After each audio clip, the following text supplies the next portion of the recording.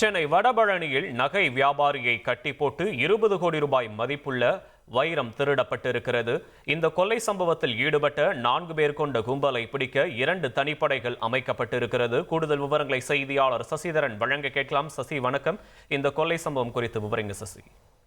20 கோடி ரூபாய் நகை மதிப்புள்ள வைர தங்கங்களை திருட்டு போன சம்பவத்தில் 4 பேரை பிடிக்க 2 தனிப்படைக்கு அமைக்கப்பட்டு தீவிர தேடுதல் வேட்டையானது நடத்தப்பட்டு வருகிறது. சென்னை வடபழனி கிரீன் பார்க் ஹோட்டலில் அண்ணா நகரை சேர்ந்த வைர வியாபாரியான அவரிடம் கொள்ளையடித்து சென்ற சிசிடிவி கேமரா காட்சிகளை வைத்து போலீசார் தற்போது தீவிரமாக தேடி வருகிறார்கள். கோடிக்கணக்கான ரூபாய் வைரங்களை திசை திருப்பி திருடிய சம்பவம் சென்னையில பெரும் பரபரப்பு ஏற்படுத்திய நிலையில வைர வியாபாரியான சந்திரசேகர் அவரை ஆரோக்கியராஜ் என்பவர் மூலம் வைரங்களை விற்று தருவதாக கேட்டிருக்கிறார் சந்திரசேகர். இதனை அடுத்து ஆரோக்கியராஜ் ராகுல் என்பவரை அது வைத்தி ஒரு பிளாட் வாங்கணுமா இல்ல ஒரு பிளாட் வாங்கணுமான்னு ஒரே கன்ஃபியூஷன். ஒரு ரியல் எஸ்டேட் எக்ஸ்பர்ட் கிட்ட பேசு. எப்படி?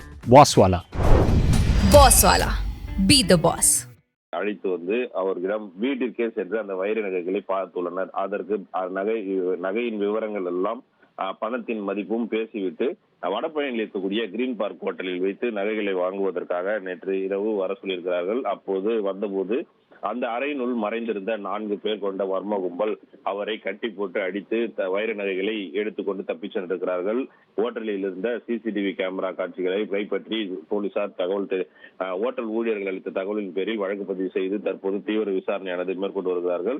இந்த நிலையில 2 தனிப்படைகள் அமைக்கப்பட்டு தற்போது அவர்கள் 4 பேர் கொண்ட கொள்ளையர்களை பிடிக்க தேடுதல் வேட்டை நடத்தப்பட்டு வருகிறது. சுங்கச்சாவடிகள், அதாவது அந்த வடபழனி சுற்றி உள்ள பகுதிகளிலும் பைபாஸ் சாலைகளில் இருக்கக்கூடிய சுங்கச்சாவடிகளில் தகவல் தெரிவிக்கப்பட்டு வாகன எண் குறித்தான உஷார் நிலை ஏற்படுத்தப்பட்டிருக்கிறது.